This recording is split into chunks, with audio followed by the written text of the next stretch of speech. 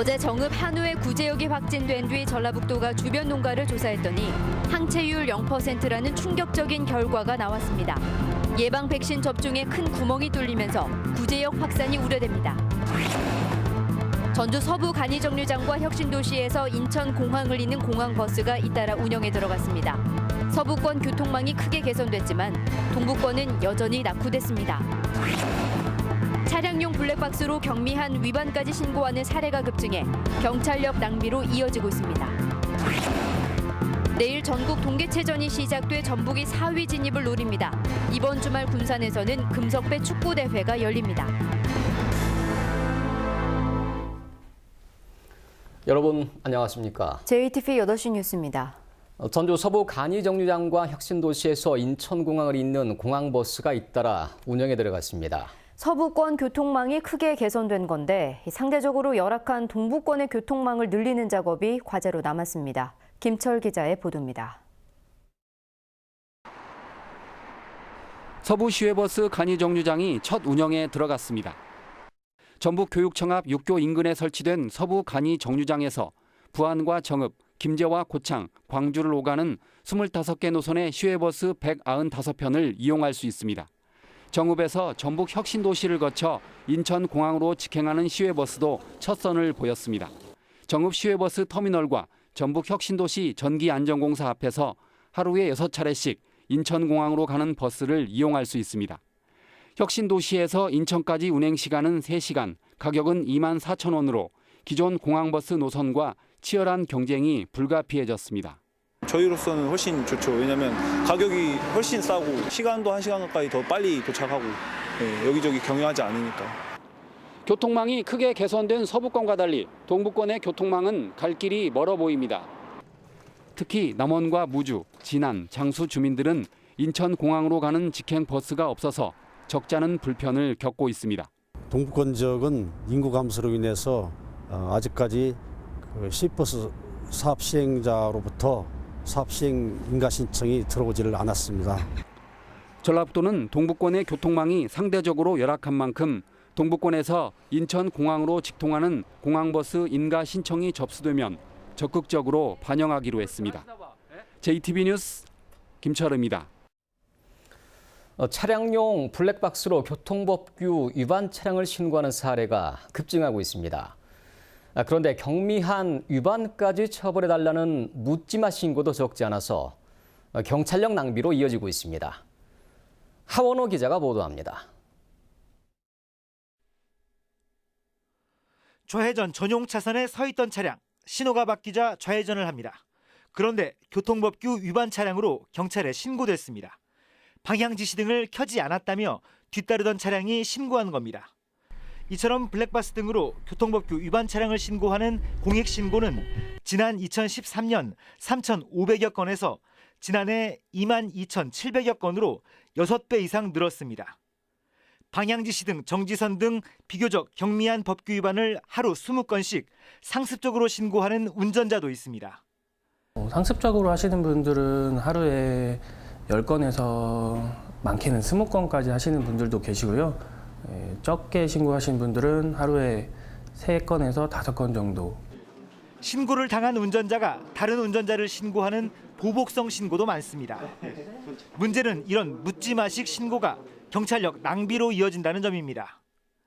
과태료 처분이 가능한 교통법규 위반 행위는 이런 통지서를 보내는 것으로 끝나지만 범칙금 부과 대상인 경우 실제 운전자가 누구인지 법규 위반 행위는 있었는지 확인 과정을 거쳐야 하기 때문입니다.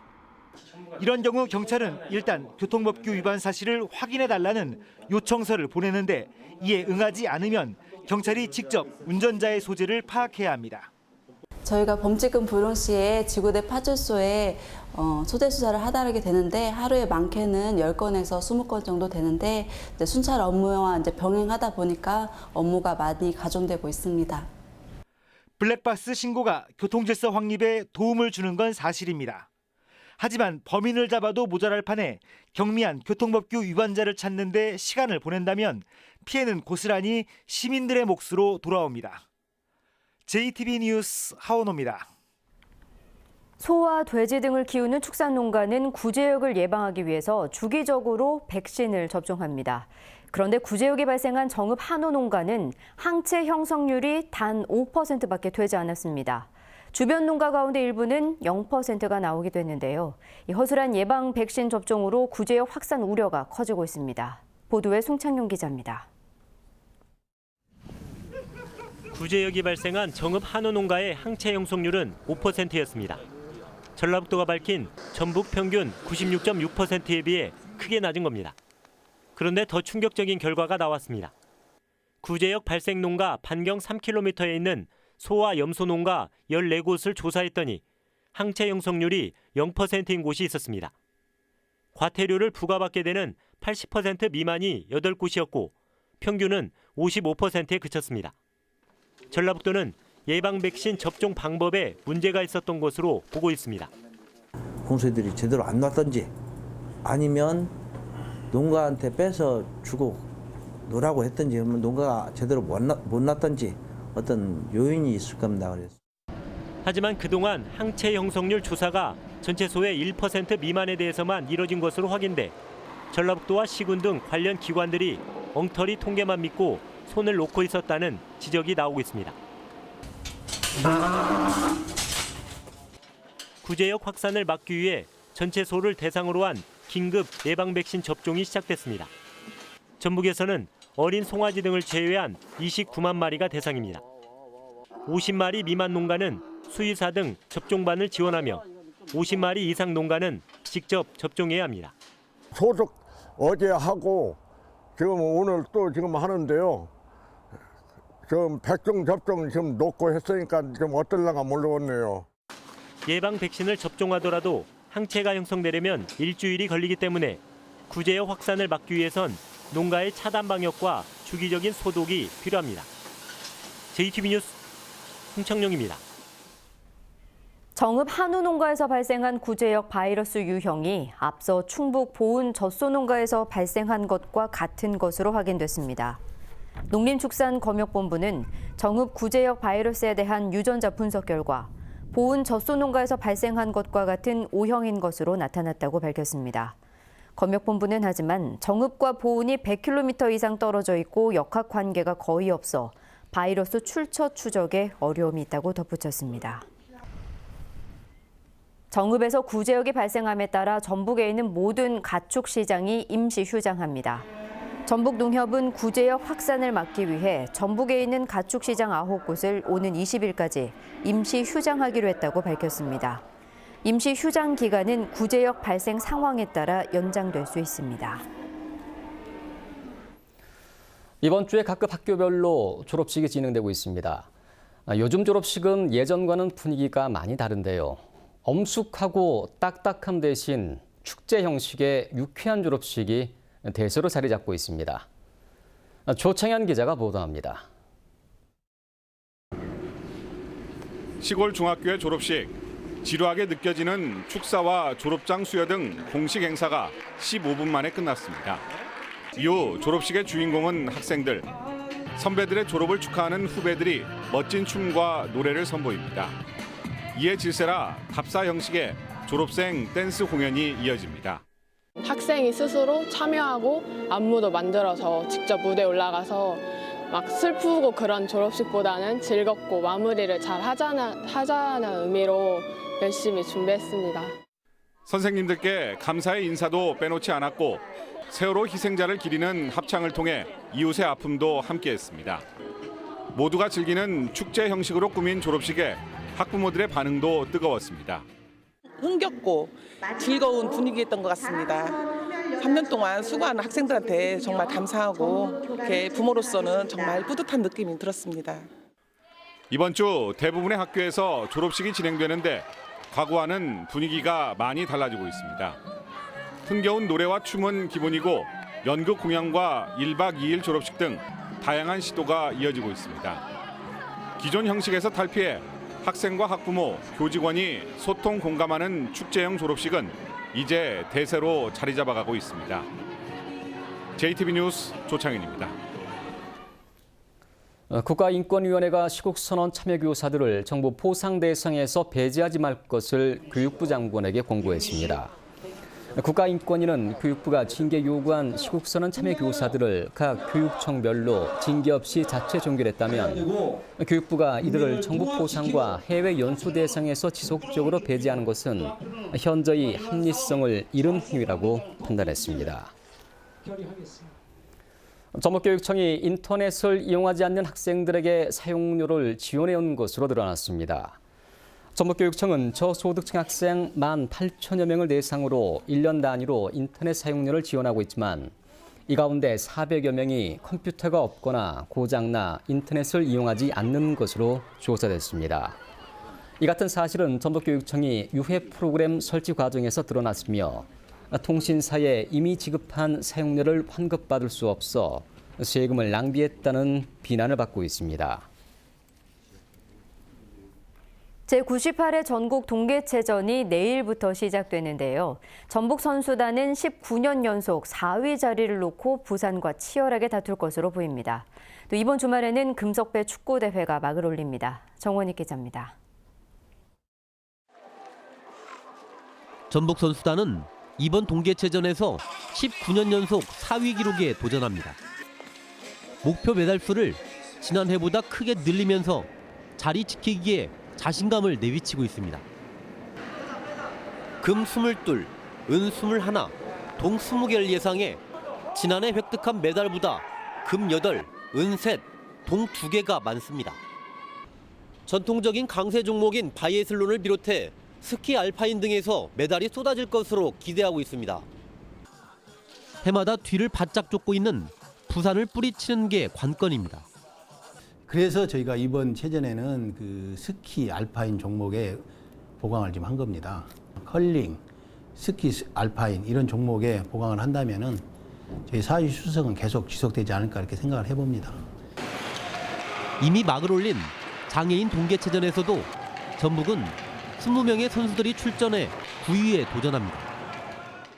2017 금석배 전국 학생 축구대회가 이번 주말부터 군산에서 시작됩니다.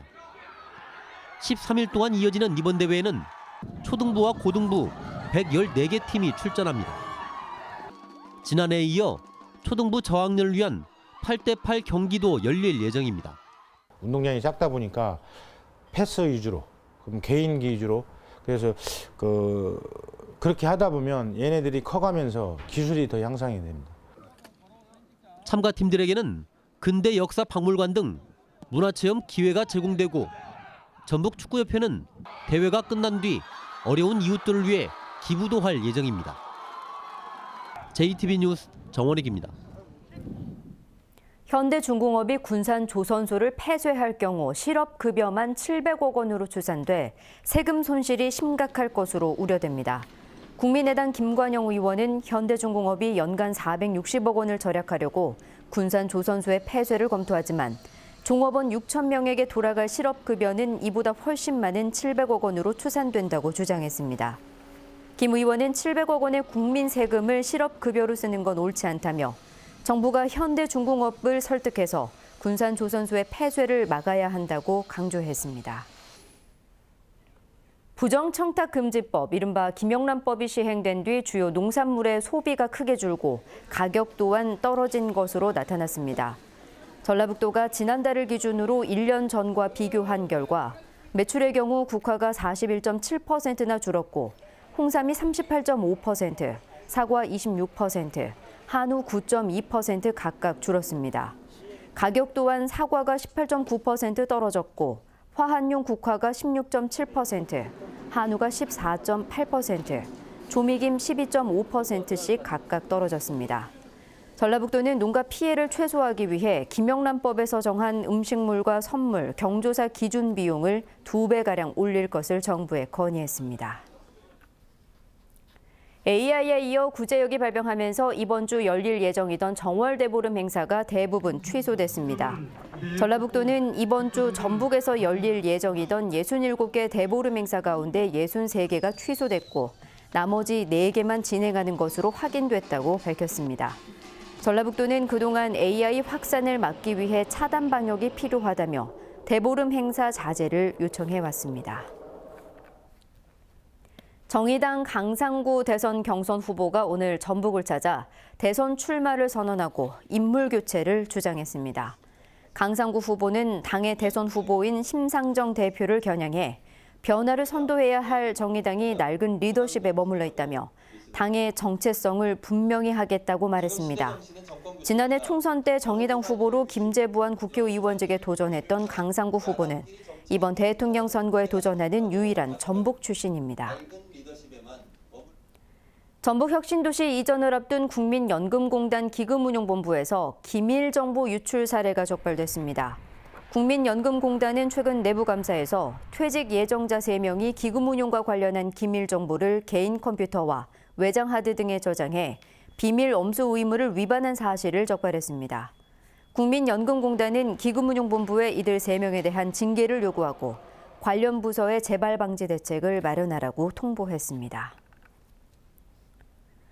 대학에 진학시켜주겠다며 학부모에게 돈을 받은 전 고교축구팀 감독이 재판에 넘겨졌습니다.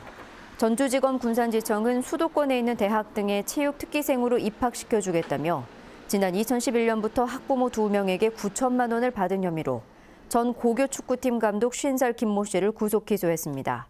김 씨는 학부모들에게 돈을 받고 해당 자녀를 주요 경기에 출전시키는 등 경력을 관리해 준 것으로 드러났습니다. 전북경찰청 지능범죄수사대는 음주운전 혐의로 구속된 학교 이사장의 아들에게 월급을 지급한 혐의로 교장 62살 서모 씨 등 6명을 불구속 입건했습니다. 이들은 행정실장으로 근무하던 이사장 아들 42살 유모 씨가 음주운전 혐의로 재판을 받다가 구속되자 병가와 휴가로 처리한 뒤 지난해 7월부터 5개월 동안 1,000만 원가량의 급여를 지급한 혐의입니다. 오늘 오전 3시 반쯤 전주시 효자동 효자다리 내거리에서 23살 김모 씨가 몰던 승용차가 신호 대기 중이던 택시와 1톤 화물차를 잇따라 들이받았습니다. 이 사고로 김 씨 등 7명이 크고 작은 부상을 입었습니다. 경찰 조사 결과 김 씨는 혈중 알코올 농도 0.147%의 만취 상태로 자신의 친구 4명을 태우고 운전을 하다 사고를 낸 것으로 알려졌습니다. 경찰은 목격자 등을 상대로 정확한 사고 경위를 조사하고 있습니다. 전북은 오늘 낮 기온이 지난 1.9도, 전주 4.5도 등에 머물렀습니다. 내일은 오후부터 서해안을 중심으로 눈이 시작돼 주말까지 이어지겠습니다. 모레까지 예상 적설량은 5에서 10cm, 서해안은 15cm 이상입니다. 기온도 크게 떨어져 내일 낮 기온은 영하 2도에서 영상 1도에 머물겠습니다. 바람이 강하게 불면서 체감 기온은 대부분 영하권을 맴돌 것으로 보입니다.